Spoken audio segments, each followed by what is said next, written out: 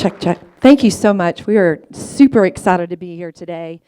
And yes, we did get to come all the way from Birmingham, Alabama, but the UCAP conference is really a treat for Trey and I. And so we're excited to be here with you today.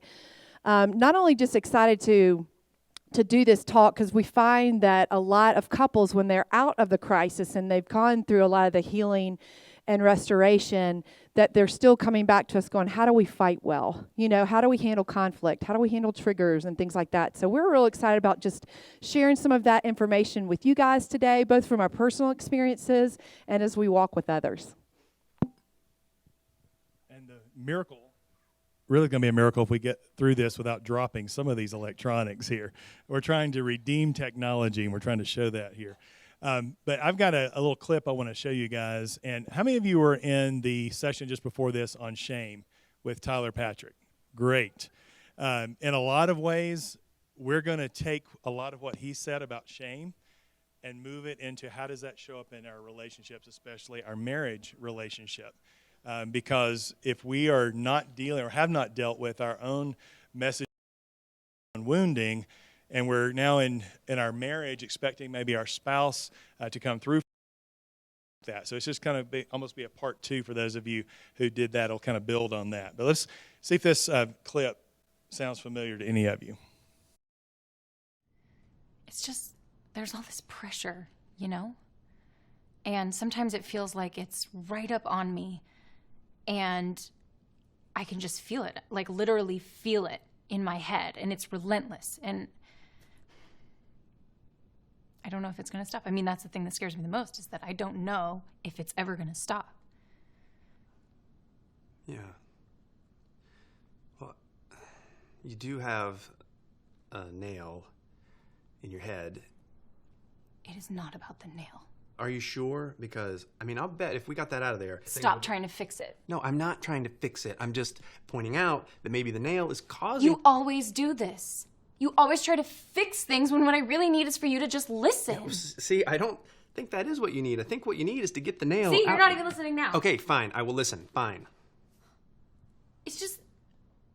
Sometimes it's like there's this achy... I don't know what it is.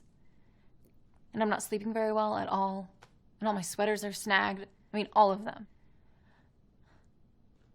Yeah, that sounds really hard. It is. Thank you. Ow! Oh, come on. Ow. If you would just... Don't... Try to see things my way. Do I have to keep on talking till I can go on? We can work it out. We can work it out.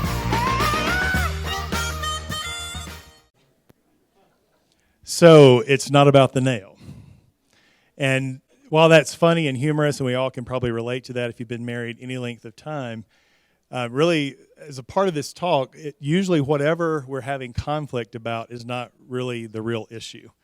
There's usually something going on a lot deeper than that. So we're going to really get in and unpack that. And again, back to the session on shame, we're going to talk a little bit about shame, but that's a big piece of really understanding. It's amazing to Melody and I. Really, it shouldn't be amazing because this was really what happened in our story.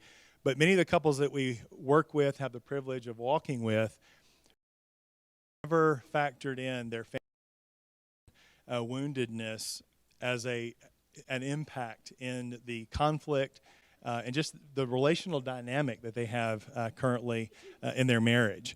And to a relationship, though, without really a full understanding of that, and it's just really easy at that point just to make it about our spouse, right? If our spouse will just do fill in the blank, we're good.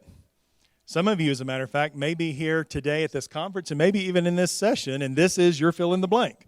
We're going to this session, and finally, this is going to be the magic bullet that we need that's going to make everything okay. I just want to go ahead and tell you before we really dig into this, this is not going to be a talk that's going to fix everything in your relationship, but we want to give you principles that'll hopefully help you begin to fight well and really get on a healing path if you haven't already. So real quickly, a lot of the times when we go to conferences and do retreats and things like that, we like to leave a phone number. Obviously, we may not have time to do live Q&A at the end, but this phone number, should you need it anytime over the course of our talk today, if you have a question about something we're doing, please go on and just text a question to that. If we have time at the end, we will address those things. If not, after this talk today, we'll definitely take some time to answer those questions. Yeah, it gives you some anonymity. It helps us get to more questions as well. So you don't have to wait till the Q&A time because we may run out of time. Just go ahead and text your question in, and we'll get to as many as we possibly can. So real quickly, many of you guys know our story. This is not our first time here, but if you go to our Undone Redone website and click on podcast, I believe it's podcast number 32 is our full story so that you can hear that. But a short version of our story is Trey and I met in college. I was a junior and he was a freshman. And then the middle of his junior year, after I graduated, we got married. And so quickly, about 10 years into marriage, I'll let Trey pick up and yeah, share so that. I share this slide because as he shared briefly in the introduction, it was pornography that Melody did not know about when we got married. That was part of my marriage was going to fix it. So why bring this up? Because it's about to be a moot point. And so something that when I was 8 years old, I was exposed to pornography, and that was a struggle from that point forward. But again, thinking that marriage was going to fix it, I never shared that secret with Melody. And so I brought that into marriage, really. And also I brought a question. And for those of you, again, who are in the last session, you'll relate to this question of, do I have what it takes as a man? And so I brought that question into marriage, and I was bringing that question to Melody, expecting her to help me answer that, expecting her to help me be a man. And there's no way, and bless her heart, she tried for many years because she wanted to be the Proverbs 31 woman, and felt that, well, that's what's expected, that's what I'll do. But what happened over the 11 years of our marriage before our divorce, I was basically sucking the very life out of her. Her trying to live her life and trying to prop me up as well. And so there was a lot of identity work that I had to do, and it was ultimately after our divorce that journey for me started. And I share this image of our children. We have 4 children, and this was their ages when everything came out. For years, I had a secret. It was kind of like having a beach ball that I was holding underwater. If you've ever been to the pool when the kids are playing the game, how long can we hold the beach ball underwater? The reason it's a funny game, and everybody on the pool deck knows at some point this beach ball is going to come shooting to the surface with a lot of force. And when my beach ball and all the secrets that I'd stuffed down for years, all the pain and stuff that I had not wanted to deal with was finally brought to the surface, it was the best, worst day of my life. But many people who say, oh, it's not really hurting anybody, this is a secret sin, but this is a picture of our children, and it did have a profound impact on them and their mom. But as Melody said, we did reconcile and remarry after divorce.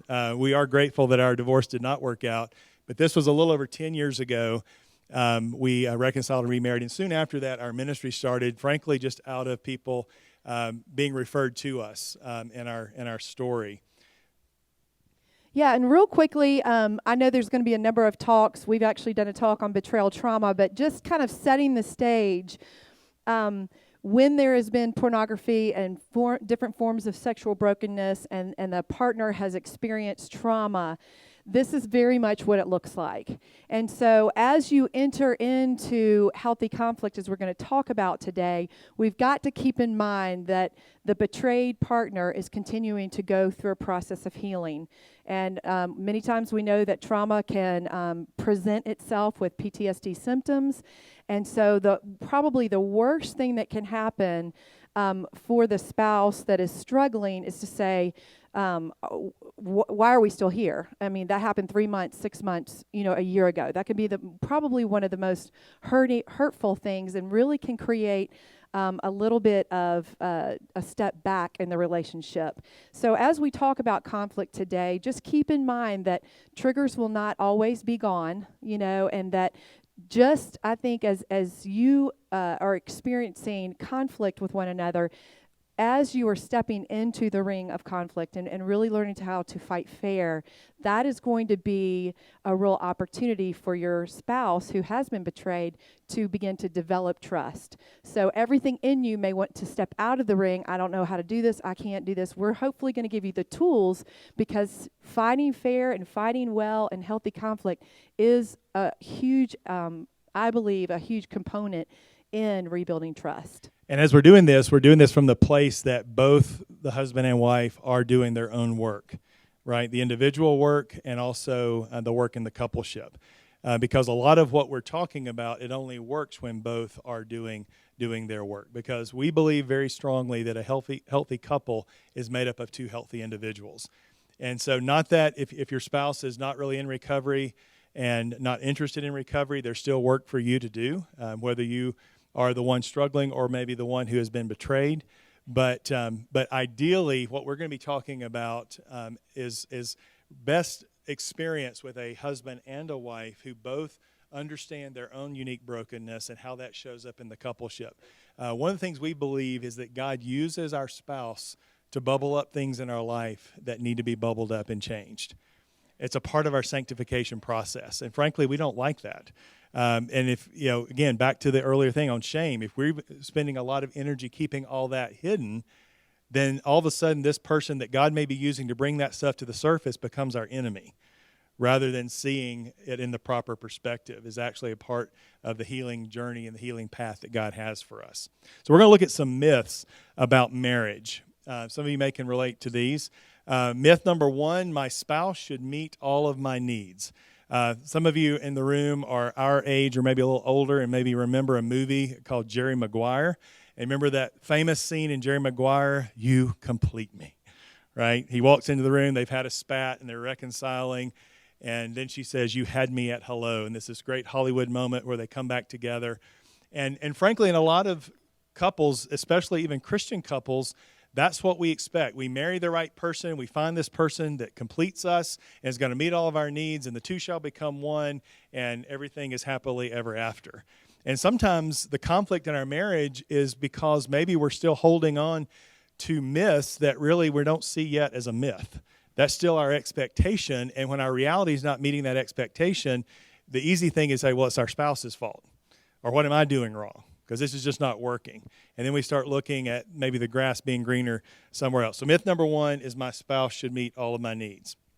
Myth number 2 is good marriages do not have conflict. And one of my paradigms going into marriage was good choices plus the pursuit of godliness equals a perfect life. Anybody can relate? And then all of a sudden you get married.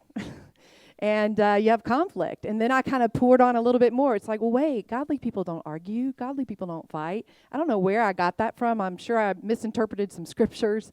And then all of a sudden you arrive at conflict, and then what do you do? And so that was definitely one of the myths that I definitely related to going into marriage. And so did I. I thought good Christians don't have conflict, didn't know how to fight. I was a passive, nice guy, peacemaker. I'd started preaching in high school. And so to be a good witness to a lost and dying world, I just avoided conflict at all costs. And so to get into marriage, and we're married and going to save the world, and now we're having conflict, all it did was stir up my shame. It confirmed the message that I had since childhood. See, there's something wrong with you. Because good marriages shouldn't be experiencing this. You're the common denominator that's keeping yours from being a good marriage. Myth number 3 is if I marry the right person, my life will be complete. If I'll just find that person to complete me again, that person that can meet all of my needs, that will become one flesh. Because think about that, when we're expecting someone else to fill every void, that's really a lot of what Scripture points out as idolatry. Right? And our spouse often can become an idol in our life. If we're running to our spouse to meet all of our needs, God is the jealous lover of our souls. And we believe that He, as the jealous lover, will tear down idols. And so for a lot of you, maybe I was sucking the very life out of Melody, expecting her to help me answer a fundamental question, help me know that I have what it takes as a man. I needed a female as a part of my brokenness to tell me that. And so there was nothing she could do to help fill that broken place. And when she didn't or when she couldn't, then I would, in some ways, in a weird way, justify going to more pornography. And the thing about pornography, it's very, very cowardly because they're always smiling. They're always glad to see us. There's no risk of rejection or no risk of conflict. They don't tell you to take out the trash. That's right. There's none of that. So if I marry the right person, my life will be complete. I want to give you a graphic on what clinically is known as enmeshment. And the reason that we want to show this, because a lot of Christian couples we have found, and I would put ourselves in that category before we went through everything that we went through, and that is that this was a healthy marriage. In our tradition, a lot of marriages, you'll do what's called a unity candle in the marriage ceremony, where there's 2 candles lit and there's one that's unlit, and at some point in the service, the bride and groom will walk over to the lit candles, and together they will light the unlit candle, and then they'll blow out often their individual candle, signifying the 2 becoming one, right? And so with that idea of marriage, if I'll just, again, find the right person that will complete me, then life is good and we're great. But here's kind of what that looks like. We come together and we become one. But then as we start having problems with conflict and maybe communication, notice the subtle lie that can be if we're having to really wrestle with communicating and expressing needs and getting that across to our spouse. If we've both bought into this lie that we're just supposed to have a spouse that completes us and the 2 shall become one, it may get really frustrating. Why am I having to work so hard to communicate with my spouse? They should just get me. I shouldn't have to work this hard to let my, and here's the thing in our marriage, I had denied needs in my own life, right? And now passive-aggressively, in the first 11 years of our marriage, I'm expecting Melody to meet the very needs that I had denied were there. Now, how messed up is that? I mean, we were set up to lose in that, right? And a lot of performance with that. So some of you need to see this picture that really that's a very unhealthy enmeshment. But maybe you've looked at marriage that this is what is to be desired and even expected if I'll just find the right person to complete me. Well, and just to add, the two do become one flesh, but you don't lose that identity. You still have your own identity. You are 2 people that have come together. And what so many times that draws you to your partner may be the very thing that begins to rub you when you're in marriage. Like part of what Trey, I think, fell in love with me is I'm a free spirit. I love to have fun. I'm an enthusiast. But if you come into the bedroom sometimes or into my closet, it looks like a bomb went off. Or I squeeze the tube of toothpaste in the middle, and sometimes it's oozing out onto the counter. Those things could drive him crazy afterwards. And so sometimes he will mention that to me, and I'm like, but you know what? If I had all that order in my life, I would be so boring, right? So again, Yes, I'm just saying that many times what you fall in love with can be the place that rubs a little bit after marriage. So just remember why you fell in love with your partner. So with those myths, let's look at some of the truths. Marriage is not a day at the beach, but a mountain climb. All right? And so if your expectation is this should be just easy and downhill, and that's, I think, what I brought to marriage, and I was very quickly awakened that that's not the reality. But think about a mountain climb. I mean, y'all got some beautiful mountains. So this is an easy illustration here, a little bit harder where we're from in the deep south.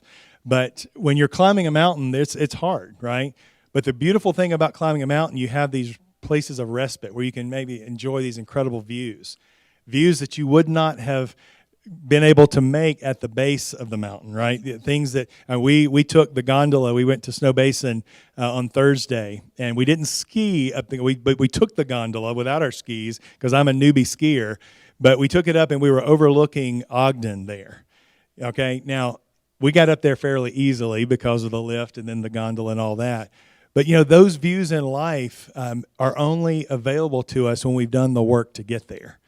Right? So as we're seeing our marriage as a mountain climb. And so for some of you, the conflict you're having, the end of the day, what we want to give you hope is just the conflict is probably going to be there when you walk out of this room. We just want to give you a new lens with which to look at that conflict. That maybe instead of our spouse just wanting to make us have a bad day and try to be ornery or whatever, that maybe that there's something else going on there. So that truth number 1, marriage is not a day at the beach, but a mountain climb. And truth number 2, we have beautiful moments along the way, kind of like what Trey just said. When we were at Snow Basin, and we took one of the lifts up on what was it, Thursday, and I missed or we started coming down and we were supposed to take another lift, and I missed it. And so here I am, like I'm trying to like walk up sideways in my skis and my poles and all this kind of stuff. I'm like breaking a sweat, and I'm like, I think I just need to go back down than trying to get up this lift. But I think again that's what it is that we have these beautiful moments, and outside of those beautiful moments, it's work. And marriage by design is difficult, and so we have to remember when we try to go to that way, it's a day at the beach, it's supposed to be fun, and it's all that. We have to remember that it is work. It's difficult by design, but we do have these moments. These, if you ever summited a mountaintop before and you get to look out, those are those glimmers that we get to enjoy and experience together along the way. So truth number 3, God uses marriage, I mentioned this earlier, as a part of his sanctifying process. That he changes us in community. We believe that firmly. We're not changed in isolation. God has always existed in community, and he has now created us to live and exist in community. There is no closer community than husband and wife. And so he's actually using our spouse. So I would just encourage you to ask now, thinking about whatever conflict you're experiencing right now in your marriage, how might God be using that experience to bubble up things in your life and bring about change there? And I know as soon as I say that, somebody, but what about, and we want to look over at our spouse and what they would do. And that's the thing. We can get into these fortified bunkers in marriage. Think about what I mean by that. Look at using a military example. We've got all these fortifications around us, and we're looking out at our bunker, and we see our spouse over there in their bunker, and all of the armaments in that bunker we're very justified having, we think. And then maybe something happens, we'll take a moment out of the bunker, and then we'll get a mortar exploded on us, and then we're like, get back in there, and now we've got about 4 other, bricks we can put in place and feel very justified for doing that. And yes, that may protect us from being hurt, but unfortunately, so many times in marriage, especially 10, 15, 20 years, we're just now existing together as husband and wife. But if somebody were to look, it's really living isolated and alone lives in these fortified bunkers with all these years of resentments that have been brought up, maybe resentments that we're not even fully in touch with that are keeping us there in the bunker. And so part of this is saying, God, I want to trust you in this process to lay down these defenses because we long for intimacy. That's what we want. And when we're in that bunker, intimacy can't happen. Yes, we may guarantee we're not going to get hurt like we've been hurt before, but we're also at the very same time guaranteeing we'll never experience the intimacy and connection that we also were created for. And I think just to piggyback what Trey was saying and bring a little bit of perspective, I walk with so many women that are, have gone through betrayal. And, that the huge struggle after that is trust. How am I going to know when to trust? And what does that look like? And many, many times I will say this. I said, you want your husband here, and, you are finite, and God wants your husband here. So, if we are trusting the process of God being at work in us, don't you think if God gets him where he wants in this process, you're going to be pretty happy about that? Because our minds are just a lot, more finite. And so I think just remember, he's in process with us. He's in a process with our spouse, and we can trust that process. He is at work. So to contrast what we showed earlier with the enmeshment, which is a very unhealthy thing from a clinical perspective. What we're longing for in our relationships, for a healthy relationship, is differentiation. 2 individuals who know who they are in their own identity, coming together, their needs being met in Christ, having a firm foundation in that relationship, and then choosing the relationship with their spouse, not because they need the relationship, but now because they want and desire the relationship, but it's not something that they're demanding at some baseless, selfish place for their spouse to come through for them. That's what I was doing. I didn't know who I was, and so I was looking for Melody to complete me. So after our divorce, it was my journey into my own pain, into my own shame, trauma, all the things that I'd never really dealt with and never given myself permission to do that work. I now had to deal with shame when all the messages of that shame seemed very, very real. Because I just lost my wife. I just lost my family. A lot of friends I also lost. And so in that moment, at that crossroads, I could say basically, well, I guess this is my life and continue to pursue what I really didn't want, or I could begin the painful journey of knowing myself. And that's how I define recovery today, is God lovingly introducing us to ourselves. Because everything that's there, all that stuff that I was avoiding, all the things that maybe you're avoiding, God already knows it. He just wants you to know it. And it is terrifying at times, especially if we're trying to keep that mask in place, if we want to make sure that we're leading with our best foot forward and we don't want all that stuff to come out. He already knows it. He loves you. He's for you. He's pursuing you.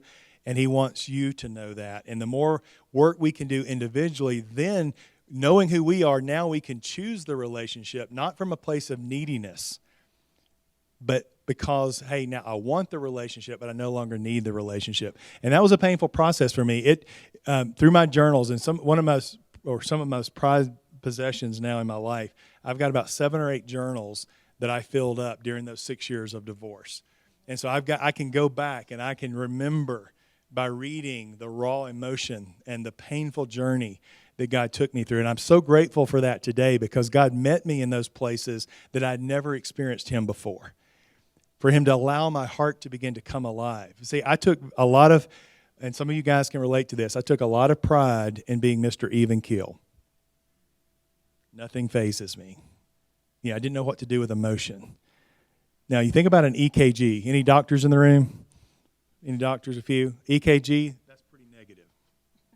Means you're dead, right?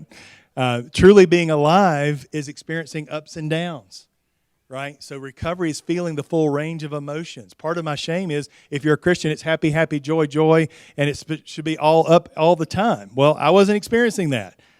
But instead of understanding that as normal, I understood that through my shame filter, and that was my proof that I wasn't doing it right, and that's stuff that I had to cover up.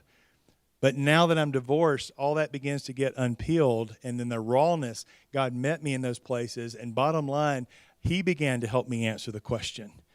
Do I have what it takes? You see, even Jesus had a verbal affirmation of who he was. Right before he started his ministry, he was baptized in the Jordan. You know the story. And there was a verbal voice from heaven, God the Father. Everybody in attendance heard it. This is my beloved Son, with whom I am well pleased. He verbally called forth his identity before Jesus had done anything. His identity was secure. I believe that's what allowed him to do the wilderness that he was about to go into for 40 days and the ministry for the next 3.5 years, because he knew who he was. I had to get to know who I was, because for me, I was a human doing for most of my life instead of being a human being. Guys, our identity is not in what we do. Our identity is something more than that. And that's the work that we've got to do before we can really begin to relate to our spouse in a healthy way.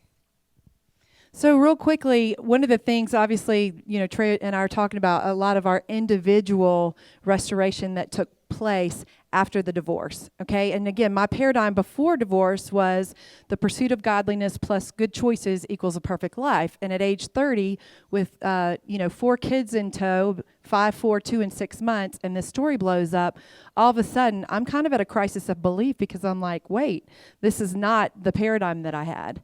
And so a lot of my work was really beginning to unpack, okay, God, you say that you love me. Why is this happening? And God, this feels punitive. And so why is this happening? And really, it was an opportunity for me during those 6 years to go into places and realize, wait, the Bible is full of stories. Look at the life of Joseph and look at the life of Moses and, all these different things. And so a lot of things began to get clear to me, because, again, I just thought life was clean and neat. And so part of my process was really beginning to, we talk about, part of our ministry is like a tree. And we have all these behaviors on the tree. We behave out of a belief system. And so if we cut off those behaviors, whatever it is, my sins are self-sufficiency and self-righteousness and self-reliance, all the selves that are not that pretty because they don't allow community in a lot. But anyway, or maybe pornography or masturbation or strip clubs, whatever that looks like. All of this is on the tree of behavior, okay? But all the way down into the roots is really where we have to unpack what we believe, because we behave out of a belief system. And so during that time for me was really beginning, and again, this whole story kind of began to expose, things in my life. I didn't like him anymore. He hurt me. And so God again had to show me places like you're my beloved, and identity flows out of who he says that we are. You're fearfully and wonderfully made. You are chosen. You're my beloved and all these things. And so I had to get back to a place of what do I believe? And out of that, behavior flows out of that, and obviously healing community. And we won't take a lot of time, to talk about shame, but shame is at the root of all of this. And if you didn't get to hear the last session, I encourage you to go listen to Tyler's on video when it comes out. But shame is what fuels all this. And if we don't think we have shame, we're kidding ourselves. It started back in the beginning in Genesis, right? They sinned, they felt shame, and they hid. We sin, we feel shame, and we hide. And we have a message that comes from the arrows. John Eldridge talks about that the arrows or the wounds hit, but then there's a message that flows out of that. And maybe one exercise that you guys could do as a couple is maybe begin to unpack what was your message or what is your message you're still believing out of some of those wounds, and begin to talk about, and it may even be you'll find that some of the conflict that you're having is at a subconscious level, you're wanting your spouse to fix whatever happened before you even met your spouse and come through for you in those areas. Shame also keeps us powering up or performing. And I want to mention that because definitely shame can keep us hiding and living in secrecy and isolation, but it can also keep us powering up on a path toward performance and perfection. And I would say that that's a lot of times how mine can show up. Because if you had asked me before all this came out, Melody, do you struggle with shame? I would have been like, absolutely. I have a very healthy sense of self. Absolutely not. I have a very healthy sense of self. But then all of a sudden this comes out and I'm questioning everything. Why wasn't I enough? If I was skinnier or prettier or, all those things that shame loves to share that narrative with us. And so again, remember it might show up differently in your coupleship, but take the opportunity to do some inventory and say, how does it show up? I can find a lot of my significance in doing. And when I peel that back, I say, am I living as a beloved or am I back on my performance treadmill trying to prove everything to the world? You may have heard this about shame, difference in guilt and shame. Guilt is I made a mistake, and we all make mistakes. We are human. We're going to make mistakes, but shame takes it further that we are a mistake. I am a mistake is the fundamental belief. And then the mistakes that we do make become our proof that there's something fundamentally flawed in us. And when we feel that and it's not dealt with, then we're probably running to all kinds of things to help us numb those feelings that we don't really like. But here's our goal. We're looking to intimacy. And you also may have heard this before, the play on the word intimacy. It is into me you see. That is really what we're longing for in a healthy relationship.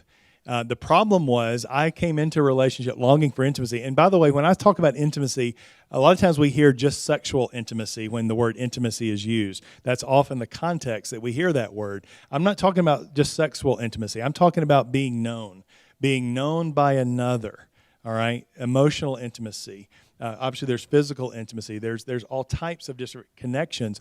But here's the thing. Because of all the masks that I was hiding behind, I didn't really know who I was, much less did I know how to let Melody in to really know who I was. As a matter of fact, if I'm honest, looking back, I was probably terrified that she was going to know who I was because I did not tell her about my struggle before our marriage. One, because I knew she loved who she thought I was too much of a coward to find out if she loved who I really was. You also thought marriage was going to fix it, right? Correct. So into me see, and back to that bunker analogy, if we're in our bunker, yes, we may be protecting ourselves, but we're also preventing this very thing from happening, the thing that we're longing for. And some of us, let's be honest, we're in that bunker, and we've got our arms crossed, and we're saying they just need to come in here and fight to get me out of here. Right? And we feel even justified in that it's their job to maybe break through all the barriers. Or maybe you're in an all-out retreat, leaving landmines in your way as you retreat. And why isn't he or why isn't she not following me? Even though there is all those landmines in the way. Well, and the beauty about intimacy is that we were created for love, for connection, for belonging, for community, to be fully known. And there's no greater opportunity for that within the context of marriage. So as Trey said, sexual and physical intimacy is the cherry on top. The goal is emotional connection and intimacy, spiritual connection and intimacy, and sexual intimacy flows out of that. So guys and girls, I both would question if you are running to the sexual intimacy first and the other things have not taken place, it's very hard to go straight there. But again, sexual intimacy can flow out of the other places, emotional connection and spiritual connection, and then that, again, is just the byproduct. Yeah, in our first marriage, we would have conflict. We didn't know how to have conflict. And the way we would eventually resolve conflict, we'd have sex, and we'd assume, okay, we must have fixed everything because we're having sex again. And nothing was getting dealt with, and nothing was getting resolved. If anything, resentments were growing that were going to be showing up later on. Well, we're going to real quickly go through the 4 horsemen. This is this is not our information. Many of you may have read this book. A lot of people have. It's sold over 1 million copies. It's a world-famous book on marriage by Dr. John Gottman, The 7 Principles for Making Marriage Work. And these 4 horsemen come out of this book. If you haven't seen it, I encourage you to get it. But let's real quickly go through these horsemen. And I want to give you these so that you can begin to say, okay, are we having conflict? But maybe you can begin to identify the horseman that's showing up in your relationship that is causing the conflict. And we're going to give you some antidotes to these as well. So I'm just going to really quickly read through this, and because we're probably short on time, what would be a great homework assignment for you guys is to go home and do the checklists that are after each one of these horsemen, and then spend some time with your partner talking about which one you normally go to. We normally have a primary and a secondary, but really an opportunity for y'all to kind of repent of the horsemen that you find. Okay, so the first horseman of the apocalypse is criticism. Criticizing your partner is different than offering a critique or voicing a complaint. The latter two are about specific issues, whereas the former is a ad hominem attack. It's an attack on your partner at the core. In effect, you are dismantling his or her whole being when you criticize. So criticism includes blame and general character assassination to turn any complaint into a criticism. What's wrong with you? You know, what's underlying that? I mean, why can't you see it like a normal person? You know, that's in that vein of criticism. So the second horseman is contempt. When we communicate in this state, we are truly mean, treating others with disrespect, mocking them with sarcasm, ridicule, name-calling, mimicking, and/or body language, such as eye-rolling. The target of contempt is made to feel despised and worthless. Contempt conveys disgust. It includes sarcasm and cynicism, name-calling, eye-rolling, sneering, mockery, and hostile humor. When we get to this place in our marriage, it is really when both are contemptuous. It's now we're almost fighting to see who can be the most contemptuous at times, right? Trying to get the high ground in our contempt.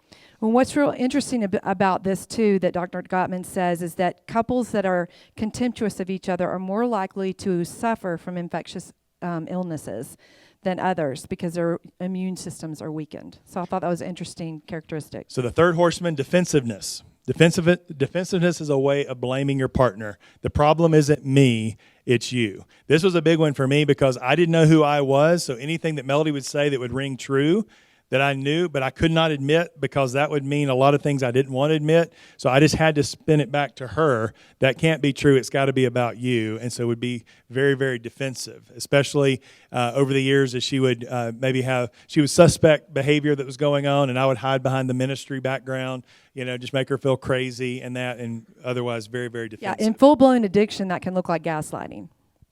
So the fourth horseman is stonewalling. This is when a lot of these things have been happening for a while, and finally stonewalling happens when one partner just simply tunes out. They're just kind of numbed out now. He refers to that as stonewalling. So we want to have some time for questions. So real quickly, let's get into some antidotes for how do we not get into those horsemen and maybe the antidote for those. So let's look at healthy conflict. So the criticism antidote. Criticism says you always talk about yourself. You're so selfish.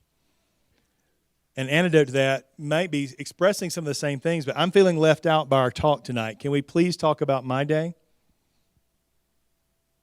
So instead of, and part of that for me, I didn't know how to say what I needed, right? And part of my maybe even contempt was, again, believing that lie that my spouse is just supposed to complete me and the two shall become one, that why didn't she already know this, right? And so I was having to really work to articulate what I was feeling, and just the fact of doing that because of the myth that I had bought into was a part of the hard coming back together. Just remember that I statements are huge in this process. I feel, I'm concerned, I'm scared. And again, it's a lot easier to point out you. And always and never usually, always and never usually always comes out of distorted thinking, which is one of the symptoms of PTSD for a betrayed spouse. So, it's when we haven't developed that trust yet, and we're kind of swinging on that pendulum with the emotional roller coaster, when there's one thing that looks like the old pattern, we can definitely get into that always and never thinking. So, contempt antidote. This is a pretty contemptuous statement. You're an idiot. The antidote, I am proud of the way you handle that teacher conference, or maybe just, again, offering some praise, even if that's very, very hard because of a lot of the history maybe in the relationship. So defensiveness, it's my fault that we're always late. It's not my fault that you're always late. That's a mistype. It's your fault. Well, part of this is my problem. I need to think more about time. And so we can begin, when we're secure in who we are, we don't have to be defensive. When we come into the relationship, not to be the chief performer, which is what we were doing, trying to outperform each other, but what would it look like to fight to be the chief repenter in the relationship? Two people trying to out-repent one another rather than trying to outperform each other. Well, and just to add to that, again, because I'm always sensitive to a betrayed spouse who is really in the process of developing trust. One of the things that's really, really important as we're moving in this process is, because again, we can go to that always and never thinking, is what is he doing? Bring in some truth to that. That's not minimizing what you're feeling in the moment, but it's like, well, wait, he is going to recovery. Wait, he does have a small group of community. Wait, he is, reading books and listening to tapes or whatever that looks like. And so that just helps bring in some perspective when we naturally can go to this always or never. And so then you can enter in and say, it feels like you are not blah, blah, blah, blah, blah. And that really makes me scared. And then we're leaning in with curiosity, and he can answer that. And now we're coming to a place where we're having this open dialogue instead of the you and the never that really just kind of create these bombs that continue to allow us to move away from one another. And speaking of moving away, stonewalling antidote. The antidote to stonewalling is beginning to self-soothe and begin to ask yourself, what is behind the desire to withdraw? And that beginning to learn to self-soothe was a big piece for me. Instead of expecting someone else to make me feel better, to realize that I could bring my Heavenly Father into that moment. I could begin to really be in touch with my emotions, which I'd never really been in touch before, because emotions could not be trusted, I thought, or I'm not supposed to feel those things. But once I began to be okay with that, I could really begin to be honest. What am I feeling? And then step back, like Melody was saying, and say, is this really the right perspective in this situation, or maybe am I seeing that through the wrong filter? And the exercise, we gave you a lot of printout, I know, there, and we haven't been able to touch all of that. But share your checklist together, maybe even over lunch today or sometime maybe before it gets to it, because this will be something you'll leave the conference and you're on with life, and you'll look at it 2 or 3 months later. Oh, yeah, remember those 4 horsemen and stuff? Go through the checklist individually and then compare notes. That would be a great place to start as a couple. We're going to bypass. I'm going to get right to some questions. Real quickly, while he's getting to the questions, the act of listening and leaning in with curiosity has kind of been a game changer for Trey and myself as well. And again, as an opportunity to rebuild trust, there's a difference in listening and hearing. I don't know if you ever know this before, but, somebody can be talking and you're like this, you're listening, but you're really not hearing. Hearing is eyeball to eyeball. I'm seeing you. I'm validating that you're here. You matter to me. I love you, and I'm entering in. Okay, that is active listening. So when I'm sharing something with Trey, I want his eyeballs, because it's really easy to be like this. I'm like, babe, you're on your phone. Babe, babe. That never You know, happens. no, never happens. Never happens. But anyway, so I want active listening. So I'm going to share something with him, and then he's going to repeat that back to me. Not to be like a little boy, but again, it's hearing the other person. So I may say, honey, I'm really scared that our kids are blah, blah, blah, blah, blah. And you're going to say, So what I'm hearing you say is the fact that our son turned down that job is really causing some fear in you. yes. Okay. So now I feel heard. He's repeated back to me roughly what I've said.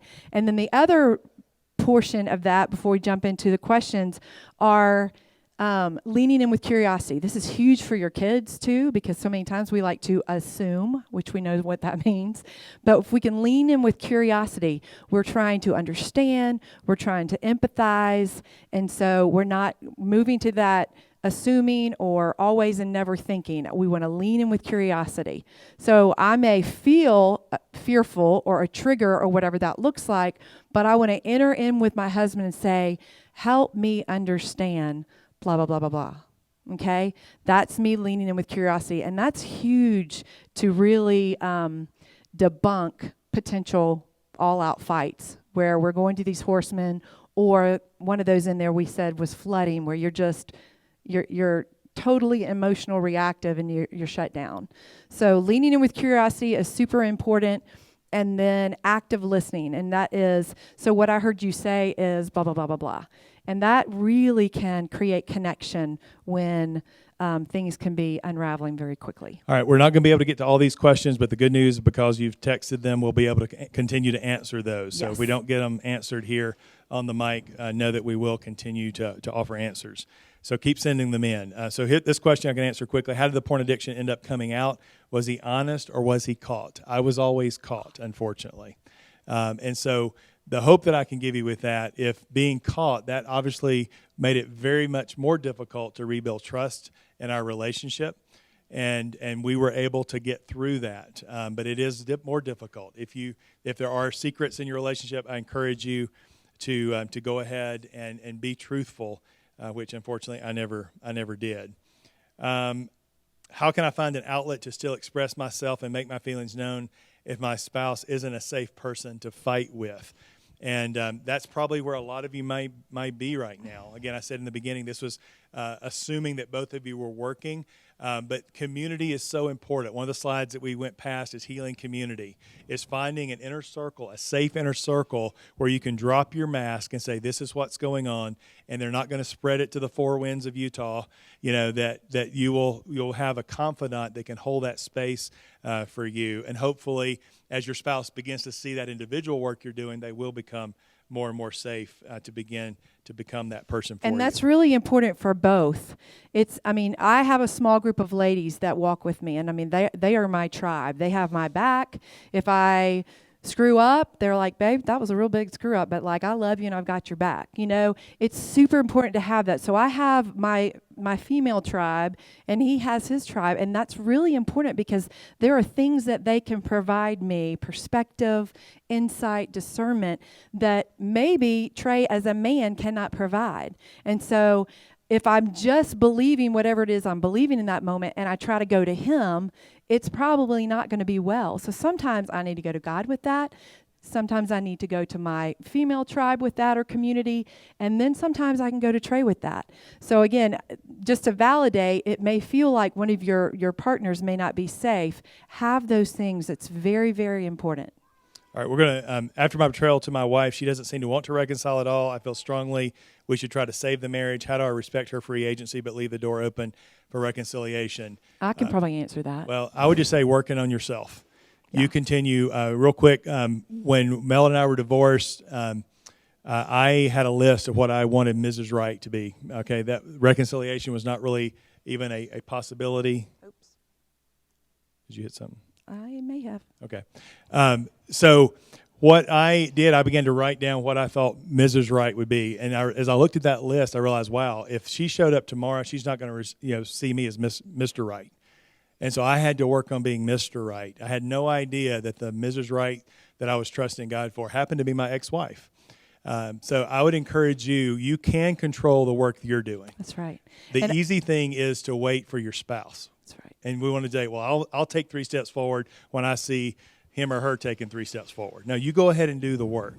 And whoever answered that question, I want to give you hope, because when Trey and I divorced, I prayed almost every night for a very short time that God would just let a bus run over him and he would be gone forever and ever, amen, so that I would have closure and not hurt anymore. Thank God he doesn't and we're answer married, all prayers. and I really love this guy, okay? If y'all see me sidestepping the trolley out there, you'll know why, right?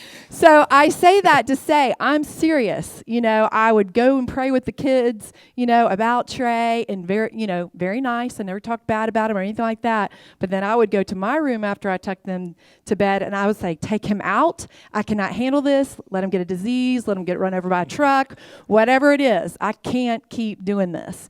And so he just kept staying his path. He just kept healing, and he had community. And, I didn't even care. So, but I slowly saw him in our co-parenting. That was not the guy that I was originally married to. That was not the passive peacemaker that was like nailing Jell-O to the wall. It was like, wow, this guy's got some strength. This guy's standing up to me in a very healthy way. And that was really our individual restoration and recovery was reconciliation was a byproduct of the work that was done. And so when he really chose to do work, I saw that. And so again, I want to give you hope, whoever that is. Your wife will come around if you are serious about doing recovery for you, not for her. Okay? Yeah, so we will get to those other questions. Thank y'all so much for being here. I just want to let you know about our booth. We've got a lot of things that we offer. Melody's got an online course called Life Beyond Betrayal. It can be found at lifebeyondbetrayal.com. We do have some flyers up here on the stage, too, if you want to get some, or by our booth as well. I've got a 4-day intensive that I do for men who are struggling. It's in Alabama and Talladega. If you're a NASCAR fan, sorry, we won't go by the racetrack, but it is near the racetrack. 4-day intensive. Our next one will be March 21st to the 24th. We also do marriage intensives as well. If you're at a place where you feel like you're stuck and just the two of you just are finding it very hard to be unstuck. By the way, therapy is so very important in this. So much of this, it's a part of us that we don't really know how to unpack it without the help of a professional. So I just want to put that plug in. You've got some great local therapists here in Utah. Many of them are here also at the conference. That's got to be a piece of this. You're probably not going to be able to find the new normal that you really want just by yourself to stumble upon that. Well, and lastly, we also, if you go to undoneredone.com, there's pretty much resources for everybody, for the husband, for the wife, for the family. We have a weekly podcast. We've podcasted people like Kristen Jensen and Clay Olson and lots of people in this space. So it's just great ongoing content. I mean, we absolutely love it because I'm like, oh, that was like a free counseling session, when we podcast people. So we're always trying to find real relevant people in this space that we can continue to get information out there to you guys. So our podcast is on iTunes and Stitcher Radio. We also have a YouTube channel that's got a lot of the podcasts. And then we have a movie that our story was a part of in 2017 called The Heart of Man. So you can check that out on Netflix as well. Thank you guys so much. Have a great rest of your day.